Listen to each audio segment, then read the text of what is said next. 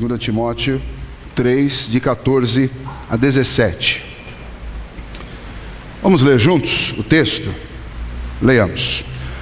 Tu, porém, permanece naquilo que aprendeste e de que foste inteirado, sabendo de quem o aprendeste, e que desde a infância sabes as sagradas letras, que podem tornar-te sábio para a salvação pela fé em Cristo Jesus.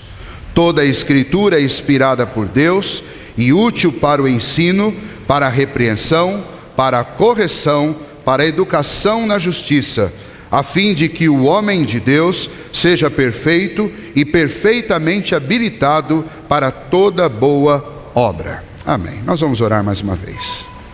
Senhor nosso Deus, nós te agradecemos nesta noite, por podermos, ó Deus, nos debruçar sobre o trabalho de homens do Senhor, que ao longo destes 2000 anos de história, ó Deus, têm labutado, têm perseverado, algumas vezes sofrido, para se manterem fiéis e conduzirem a igreja do Senhor fielmente de acordo com a tua palavra. Ajuda-nos nesta noite, ó Deus, a recordar daquilo que para eles, ó Deus, e para nós também é fundamental na fé. Ajuda-nos, ó Deus, a neste dia, ó Pai, considerarmos atentamente a recomendação da tua palavra a respeito daquilo, ó Deus, que é fundamento para a nossa religião e para a expressão prática da nossa fé. Prepara o nosso coração nesta hora e que o teu Espírito quebrante-nos, ó Deus, para nos inclinarmos diante da autoridade da tua palavra. Em nome de Jesus que oramos. Amém. Muito bem. Nós comemoramos no dia de ontem, não o dia das bruxas, nem o Halloween, mas comemoramos no dia de ontem a Reforma Protestante. Reforma que iniciou em 1517, mais exatamente no dia 31 de outubro, quando o monge agostiniano Martim Lutero fixava nas portas da igreja de Wittenberg as suas 95 teses contra as indulgências, deflagrando assim o início da reforma que desencadeou um movimento que se tornou uma grande linha denominacional, que é a Reforma Protestante e, consequentemente, as igrejas evangélicas. No século XVII foi necessária uma reforma, porque a igreja tinha se desviado da verdade. O nosso mundo e o nosso momento na história não é diferente. Nós continuamos precisando de reformas, porque nós vivemos em tempos difíceis, e aquilo que é princípio e é fundamental na Escritura para a vida de cada um de nós, por vezes tem sido esquecido, não só individualmente, mas na família e consequentemente também na igreja. Nós precisamos de reforma hoje porque o liberalismo teológico, e por que não dizer o liberalismo denominacional, assaltam as igrejas da nossa pátria, roubando-lhes a verdade, roubando-lhes os absolutos que Deus estabeleceu através da sua Escritura, estabelecendo a igreja não à imagem daquele que a criou, mas estabelecendo uma igreja à imagem da cultura do nosso tempo. Isso é terrível. Precisamos de reforma ainda hoje, porque o misticismo religioso, ele tomou conta de tal maneira das igrejas evangélicas, especialmente no nosso país, de tal maneira que tem sido muito difícil discernir o que é propriamente do Evangelho, o que é propriamente das Escrituras e o que é influência influência das religiões afro que chegaram no Brasil, nas religiões de misticismo, nos cultos de ocultismo e de toda a idolatria que não só estas igrejas, mas a própria igreja primeira, de onde nós saímos, a igreja católica, tem sustentado até hoje. Misticismo religioso é uma das provas de que nós precisamos ainda de reforma, porque até hoje existem milhares e talvez milhões de membros de igrejas que estão mais interessados no misticismo do que naquilo que a própria Escritura estabelece como sendo o padrão para a nossa vida. Vivemos ainda precisando de reforma, porque muitas igrejas se acomodaram ao outro extremo, a uma ortodoxia morta. Lá no século III aconteceu algo terrível com a igreja. Em um determinado momento eles começaram a achar que mais importante do que viver aquilo que preceituava as Escrituras, mais importante do que isso eram se tornar bastiões, guardiões da verdadeira doutrina. E então eles passaram a lutar mais por conhecer do que por viver. Em prol de defender a fé, eles mesmos acabaram se afastando da fé. E isso criou uma coisa que é chamada, desde o 3º século, de ortodoxia. E mais exatamente uma ortodoxia morta. Ou seja, aquele que sabe, aquele que defende, mas não vive. Em um desses extremos, ou do misticismo, ou do liberalismo, ou da ortodoxia, a grande maioria das igrejas do nosso país estão afundadas. E não só as igrejas, nós que somos membros dessa igreja, liderança dessa igreja, também nos encaixamos aí. Em um desses extremos, ou no extremo do liberalismo, ou no extremo do misticismo, ou no extremo da ortodoxia. E a igreja do Senhor Jesus não é a igreja dos extremos, nunca foi e nem deve ser. A verdadeira igreja do Senhor Jesus, ela está, como nós estamos estudando dominicalmente aqui, centrada no Evangelho. Pois bem, para nos ajudar nisso, os reformadores, lá no início, eles estabeleceram aquilo que era fundamental para o pensamento e para a vida cristã. Defenderam biblicamente e sustentaram essas doutrinas. E de lá para cá, do século XVI, de tempos em tempos, nós reafirmamos essas declarações da nossa fé, para relembrarmos e reajustarmos a nossa conduta de acordo com as Escrituras, porque a Escritura é a nossa regra de fé e de prática. E da Escritura nós extraímos princípios que são mais facilmente absorvidos pela nossa mente, para nos ajudar a andar de acordo com aquilo que a Bíblia ensina. E os 5 solas, como vocês estão vendo aí, são uma declaração de fé, dos fundamentos da nossa fé. Uma declaração que se originou lá nos dias da Reforma, no século XVI, mas ela vem sendo de tempo em tempo reafirmada por denominações, reafirmada por concílios, reafirmada por igrejas. Hoje eu gostaria de rapidamente ler com vocês e meditar usando a palavra de Deus para vocês, a reafirmação das 5 solas que foi declarada em Cambridge. Exatamente, nós vamos ver no ano de 1996, alguns pastores reformados, protestantes, eles se ajuntaram para declarar novamente e reafirmar aquilo que os nossos pais lutaram lá no passado para sustentar. Alguns perderam a própria vida para sustentar estas 5 verdades que nós vamos ver aqui através da declaração de Cambridge. Mais recentemente, isso aconteceu em 1996, lá em Massachusetts, dia 20 de abril, esses líderes cristãos, eles reafirmaram essa declaração. O termo sola que vocês viram aí não é sola de sapato, mas é a palavra latina, é a palavra do latim para somente. Então, são os 5 somentes da fé cristã, as 5 exclusividades, os 5 fundamentos, os 5 lemas doutrinários daqueles que são da tradição reformada e que querem se manter fiéis às Escrituras. Vejamos então com vocês estas 5 orientações, essas 5 declarações de fé. Primeiramente, sola Scriptura, do latim para o nosso português, somente a Escritura. E Cambridge declarou o seguinte: contra a erosão da autoridade, somente as Escrituras. O texto é o texto que nós já acabamos de ler. E por que reafirmar este ponto da nossa doutrina, este ponto da declaração dos reformadores, este ponto da reafirmação dos teólogos lá de Cambridge? Por que reafirmar isso aqui, hoje, nesta noite em Itapeva? Porque de fato a erosão da autoridade também chegou até nós. Nós vivemos isso o tempo inteiro.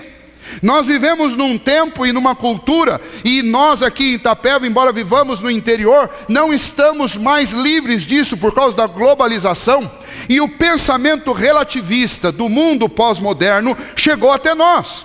E esse pensamento diz o quê? Diz que a autoridade, quem tem autoridade é apenas aquele que tem a verdade.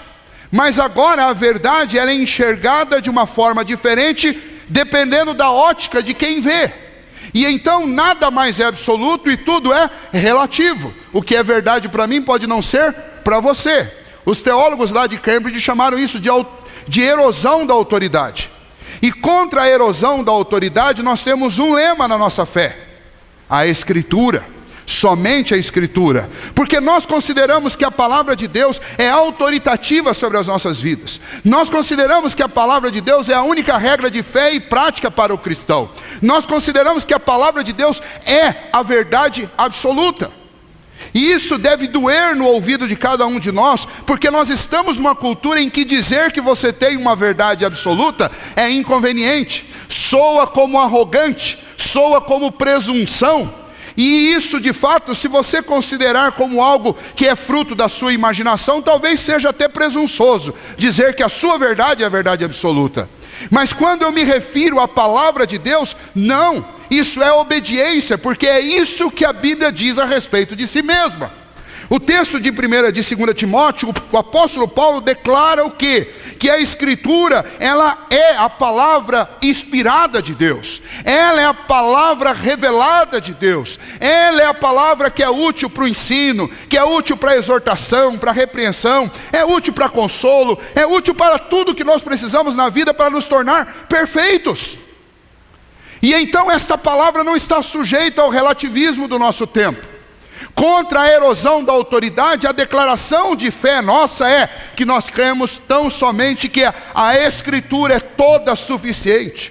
Contra novas revelações, contra profetismos que não se harmonizam com as Escrituras, profetismos que são declarações de adivinhações a respeito do futuro, que não aquelas fundamentadas no que a própria Escritura dizem, não servem para nós.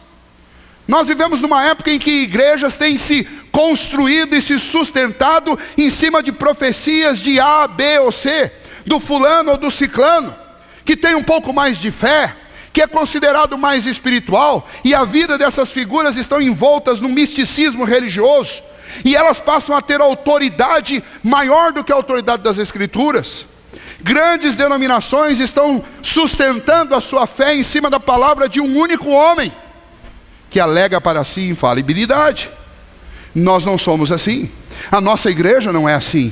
A palavra da verdade não é a palavra que emana do coração do pastor Wesley, ou do coração do presbítero A ou B. A palavra infalível e a autoridade máxima é aquela que vem da Escritura Sagrada. Esta é a palavra, e somente a Escritura tem a autoridade final, a autoridade normativa, determinante sobre o que nós vivemos e sobre o que nós cremos. Por isso os teólogos de Cambridge reafirmaram o seguinte: reafirmamos a Escritura inerrante como fonte única de revelação divina, única para constranger a consciência.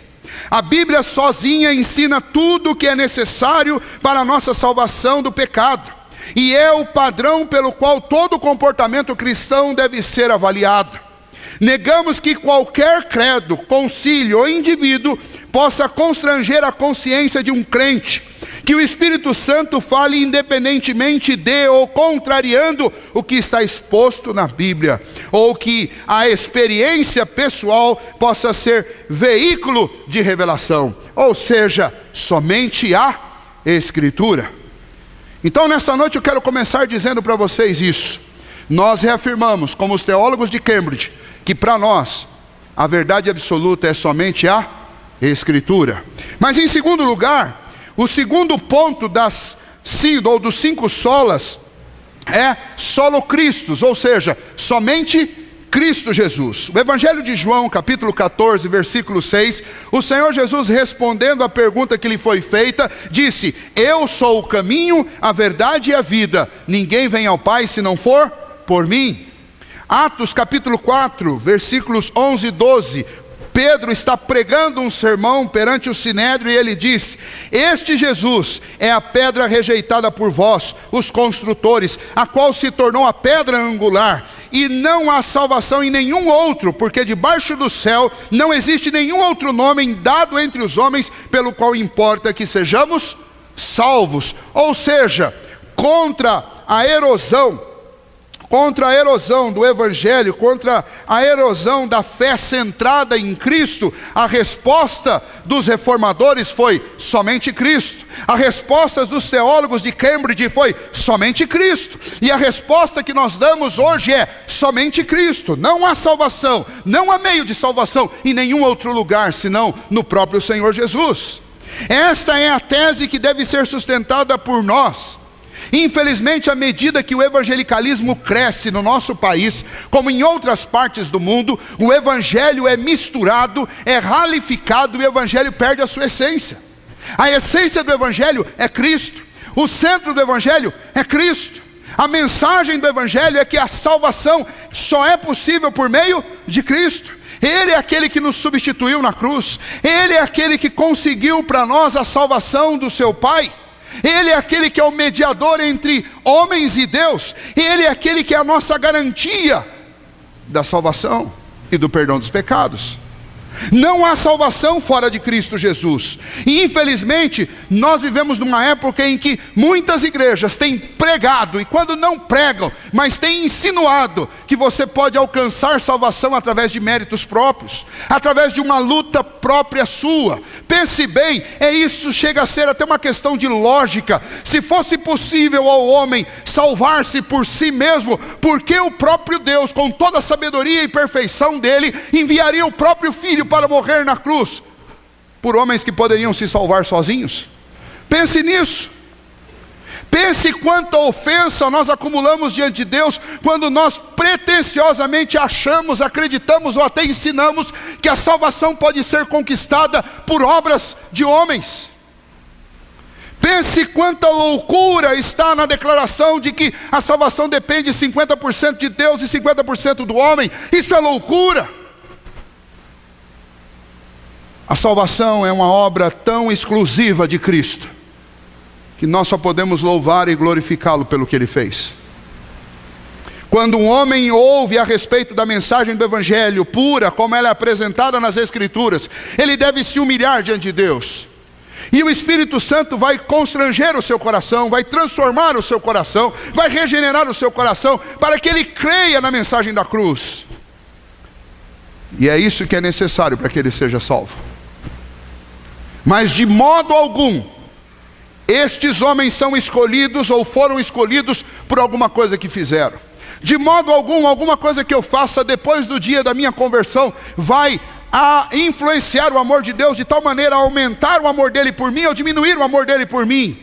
Porque de fato a minha salvação nunca esteve e nunca estará fundamentada em uma obra minha. Essa é a declaração dos reformadores, essa é a declaração dos teólogos de Cambridge, essa é a declaração das Escrituras para nós. A salvação é somente através de Cristo. E então, os teólogos de Cambridge disseram o seguinte: reafirmamos que a nossa salvação é realizada unicamente pela obra mediatória do Cristo histórico. Sua vida sem pecado e sua expiação por si só são suficientes para a nossa justificação e reconciliação com o Pai. Negamos que o Evangelho esteja sendo pregado se a obra substitutiva de Cristo não estiver sendo declarada e a fé em Cristo e sua obra não estiver sendo invocada. Qualquer pregação do Evangelho que não declare a justificação pela fé é uma farsa. Qualquer mensagem do Evangelho que não declare a mediação de Cristo na nossa salvação é uma farsa. Qualquer evangelho pregado que não declare que Cristo nos substituiu naquela cruz é uma farsa.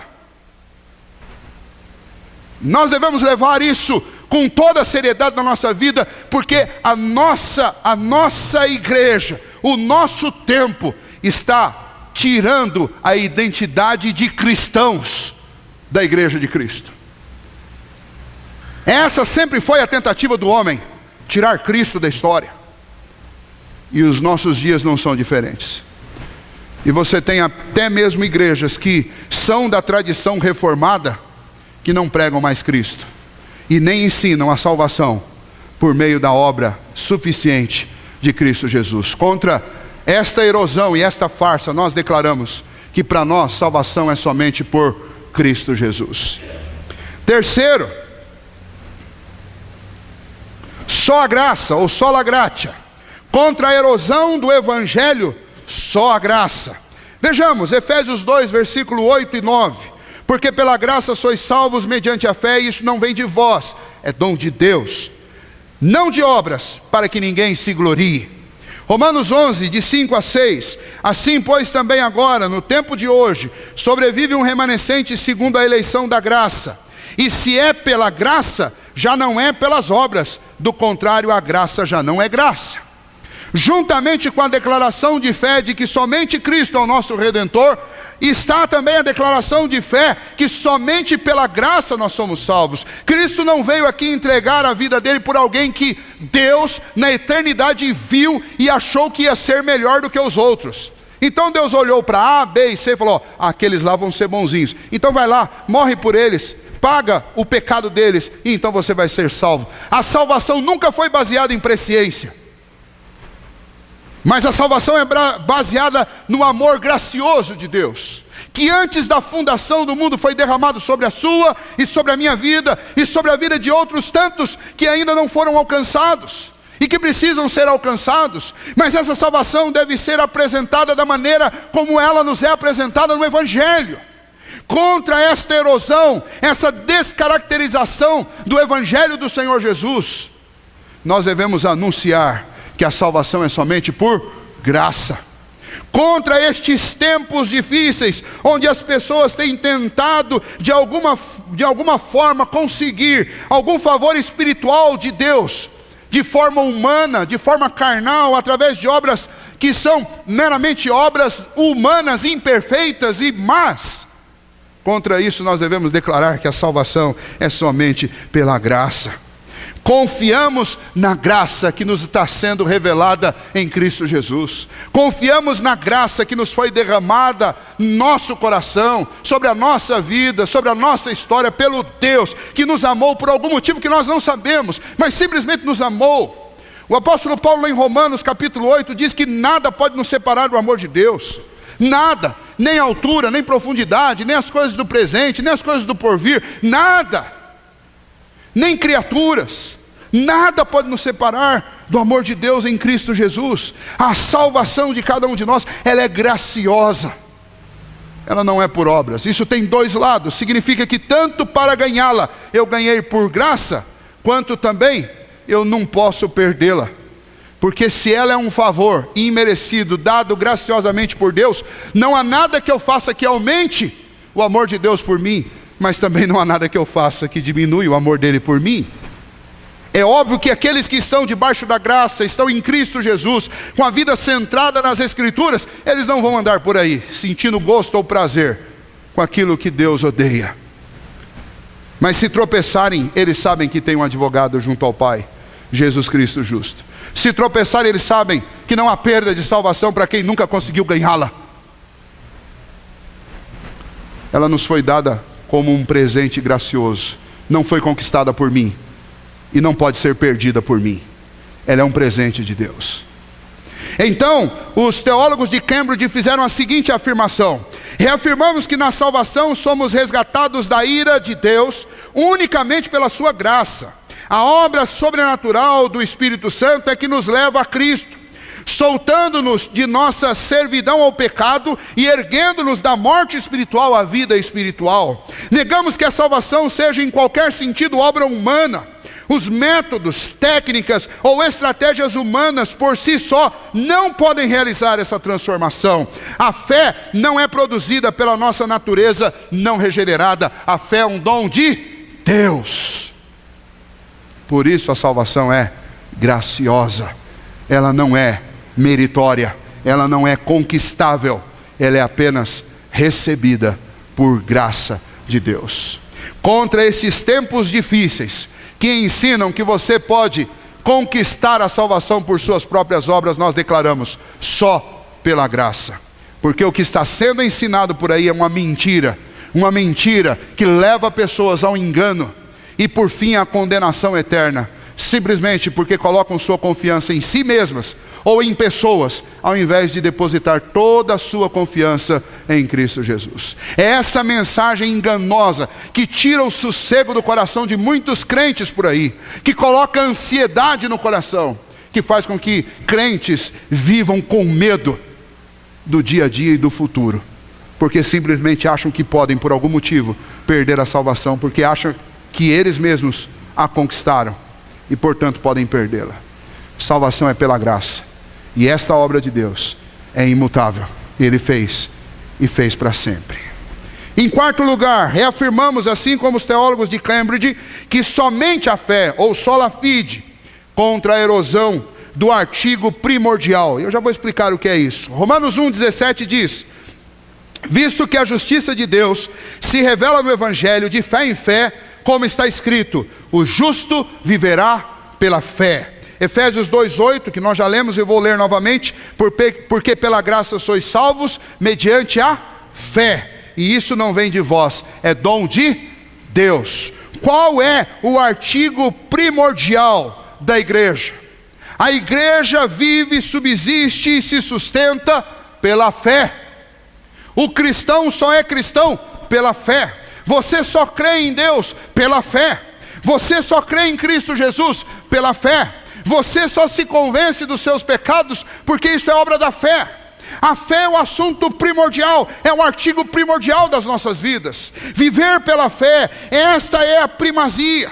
A justificação, que é somente pela graça, só pode ser considerada e crida em nossos corações pela fé. Eu jamais vou crer em Cristo, não vou crer que eu vou ser justificado pela fé, não vou crer em Deus, não vou crer em salvação, a não ser que Cristo, ou que o seu Espírito me convença disso.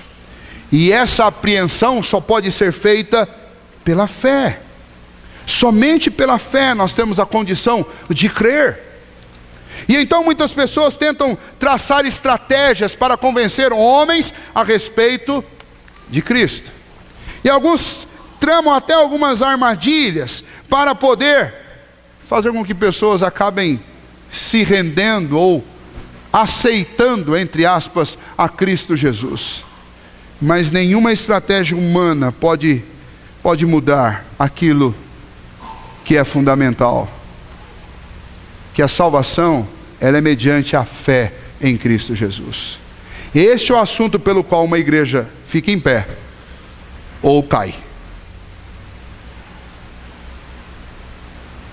Salvação é somente pela fé. Muitas pessoas ligadas aos movimentos de crescimento de igreja acreditam que um entendimento sociológico, que um atendimento sociológico, um atendimento social às pessoas, pode fazer com que elas sejam transformadas. Alguns acreditam que assistir muitos cultos, com o tempo isso leve a pessoa a crer no Evangelho.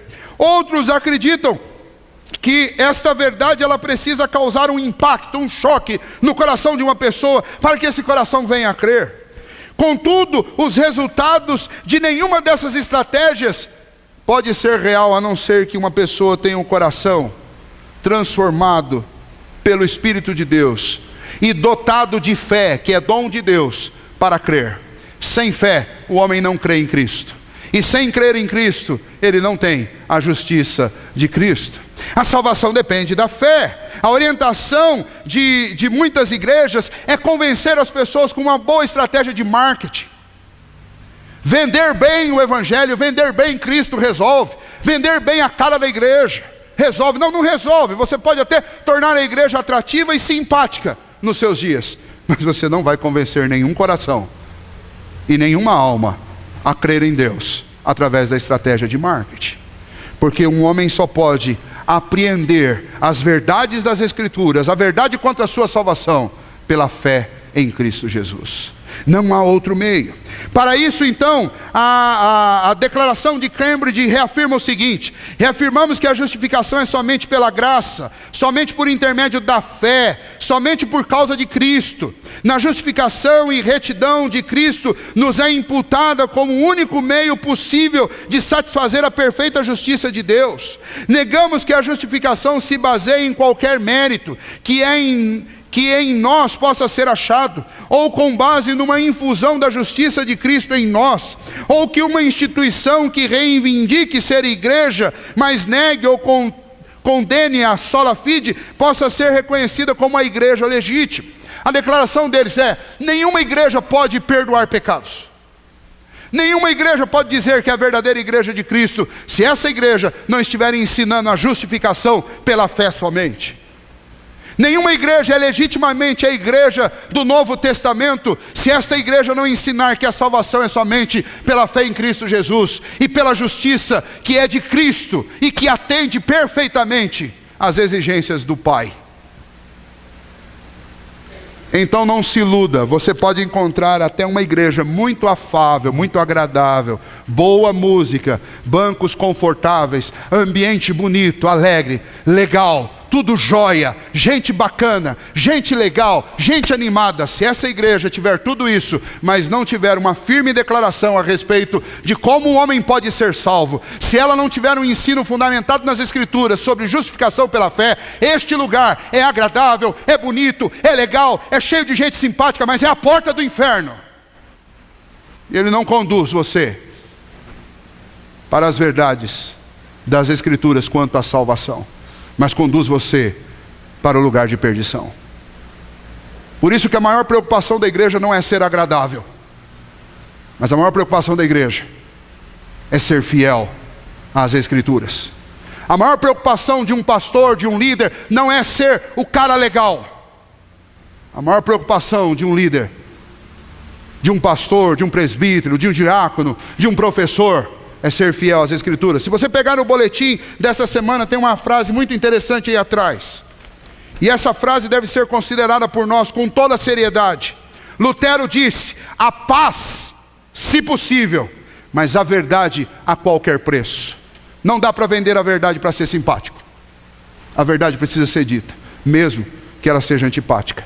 E para um mundo humanista, onde todo mundo quer ser dono da salvação, quer ser o super-herói da salvação, quer ser aquele que resolve, neste mundo humanista, em que os homens são narcisistas e adoram a si mesmos, é muito antipático dizer que a salvação é somente através de Cristo e da justiça que procede dele lá na cruz. Mas é isso que a nossa igreja precisa dizer. Porque a última coisa que eu quero como pastor dessa igreja é ter alguém sentado num desses bancos enganado e iludido. Por isso os teólogos reformados, eles sustentam solamente ou sola fide, somente a fé. Por último, e encerrando, o último destas 5 solas é só lhe deu glória, ou seja, somente a Deus nós damos glória, ou glória somente ao nosso Deus. Contra a erosão do culto centrado em Deus, a resposta é somente glórias ao nosso Deus. A vida de cada um de nós está absolutamente apontando como proposta máxima de Deus para nós a glorificação dele mesmo. Foi para isso que nós somos feitos. Nós lemos no início o Salmo 96, eu não vou relê-lo inteiro aqui para vocês, mas vocês lembram bem do que nós fizemos no início. Cantai ao Senhor um cântico novo, porque Ele tem feito maravilhas. O versículo 3 diz: anunciai entre as nações a sua glória, entre todos os povos as suas maravilhas.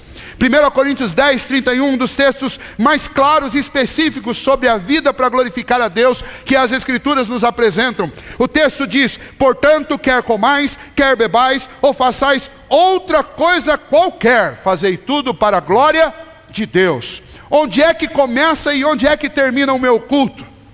O meu culto começa quando eu fico conscientemente acordado e termina quando inconscientemente eu durmo. O meu culto é da hora que eu acordo, a hora que eu durmo.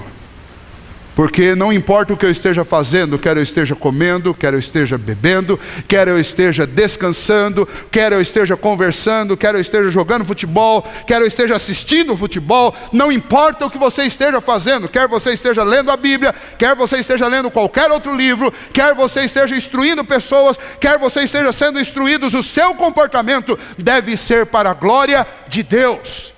Os nossos pensamentos, as nossas músicas, as nossas alegrias, as nossas dificuldades, tudo isso está sendo vivido diante de Deus, e a Ele eu devo dar glória em todo o tempo. Nós vivemos numa sociedade personalista que gosta de receber culto ou de dar culto a pessoas.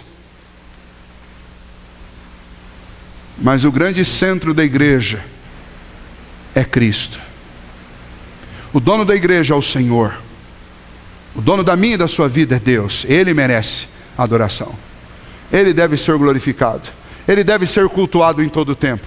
É para isso que nós vivemos, para a glória dele. Os nossos catecismos, eles afirmam na primeira pergunta, qual o fim principal do homem? E o fim principal do homem é viver para glorificar a Deus, fazer com que Deus seja elogiado pelos outros e desfrutar de toda a bênção que nós podemos ter em Deus, gozar dele, desfrutar dele para sempre. Eu não sei, você provavelmente já deve ter feito essa pergunta, porque todos fazem.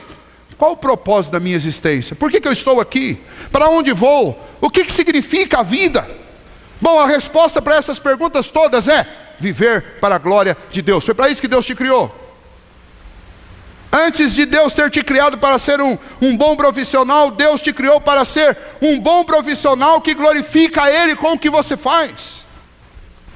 Se eu cozinho, eu devo cozinhar com tamanha excelência que as pessoas comam aquilo e glorifiquem a Deus pelo que eu fiz. Se eu sou um motorista, eu devo dirigir com tamanha excelência que as pessoas glorifiquem a Deus pelo que eu faço. Se eu sou um caixa de banco, eu devo ser tão eficiente no que eu faço que as pessoas glorifiquem a Deus pelo que eu faço. Se eu sou um médico, um engenheiro, um mecânico, se eu sou um advogado, seja lá o que eu for, uma dona de casa, eu devo fazer tudo com tamanha excelência que Deus seja glorificado por mim e pelos outros que vão desfrutar do meu trabalho, porque nós fomos criados para a glória de Deus. Por isso o apóstolo Paulo diz, olha, não importa se você esteja comendo um pão ou bebendo um suco de laranja, você deve fazer isso para a glória de Deus.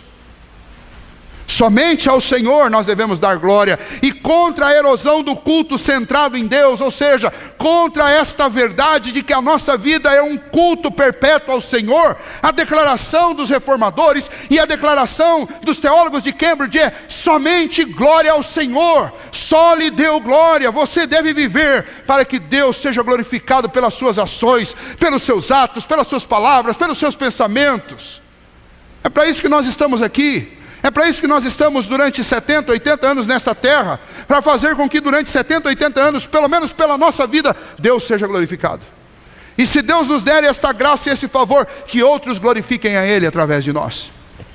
Esse é o maior sucesso que um homem pode ter. Não adianta você ter sucesso financeiro, se você passou a vida inteira sem conseguir com que pelo menos uma pessoa glorifique a Deus pelo seu testemunho. Já pararam para pensar sobre isso?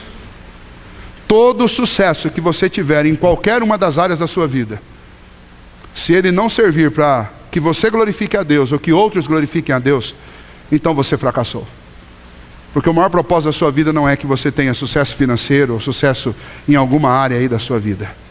O maior projeto de Deus para a sua vida é que você tenha sucesso em glorificá-lo, em fazer com que outros glorifiquem por causa de você.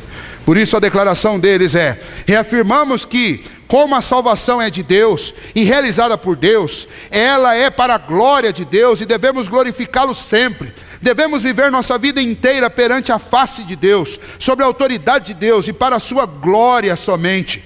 Negamos que possamos apropriadamente glorificar a Deus se nosso culto for confundido com entretenimento, se negligenciarmos ou a lei ou o evangelho em nossa pregação, ou se permitirmos que o afeiçoamento próprio, a autoestima e a autorrealização se tornem opções alternativas ao evangelho. O que deve nos fazer sentir bem é glorificar a Deus. Eu já ouvi, vocês já devem ter ouvido, e eu quero encerrar com essa ilustração terrível. Alguns dizendo assim, talvez você já tenha dito, porque eu já disse: olha, o culto hoje foi gostoso. Gostei. Eu acho que culto tem que ser sempre assim. Muitas vezes nós fazemos essa declaração porque o culto foi animado, porque o culto foi alegre, ou porque o culto foi emocionante, ou porque o culto saiu do gosto do nosso próprio coração. Agora a pergunta é: esse culto segundo o gosto do nosso coração, será que ele glorificou a Deus? Ou será que ele glorificou os homens? Porque o que de fato é importante não é o culto que agrada a mim, mas é o culto que agrada a Deus. E se você observar o Antigo e o Novo Testamento, as manifestações de Deus, elas estão relacionadas com coisas que para nós são inconvenientes. As grandes manifestações de Deus, como por exemplo, quando nós estudamos aqui há 2 semanas atrás, que os apóstolos oraram e o lugar onde eles estavam tremeu, tamanho o poder de Deus que estava naquele lugar, era uma oração de reconhecimento do poder de Deus. Era uma oração de confiança de que Deus estava no controle e no governo da história. Era uma oração de dependência de Deus. Era uma oração que deixava o homem desse tamanhinho e reconhecia a grandeza e a eternidade de Deus. E infelizmente, o culto que agrada ao cidadão do século 21 é aquele que deixa o homem desse tamanho. Você pode, declara, você consegue, você é o máximo. E deixa Deus bem pequenininho, um serviçal, para quem você pode mandar e desmandar a todo momento. Dar glórias ao Senhor é reconhecê-lo como o Senhor da vida, o Senhor da história, o dono de toda adoração, de toda glória e de todo louvor, aquele a quem eu devo adorar em todo o tempo, aquele diante de quem eu devo me humilhar em todo o tempo, aquele diante de quem eu devo me submeter em todo o tempo, porque Ele é o Senhor da minha vida, Ele é o meu Salvador e a Ele eu sirvo. Portanto, para nós, nesta noite, recordarmos a reforma do século XVI, comemorando os 497 anos de reforma, o grande desafio é que nós também passemos por uma reforma hoje. Uma reforma que nos faça voltar somente às Escrituras, somente a Cristo, somente a graça, somente a fé, e que nos faça dar glória somente a Deus. Esta é a essência, o fundamento da nossa fé e também da nossa igreja. Que Deus nos ajude a viver no centro da palavra dele, no centro do Evangelho, trazendo como privilégio este legado da reforma para ser sustentado, reafirmado sempre que for necessário. As 5 solas ou 5 solas devem ser uma matéria de máxima prioridade na vida de cada um de nós. Que Deus nos abençoe e nos ajude a considerar isso em primeiro lugar.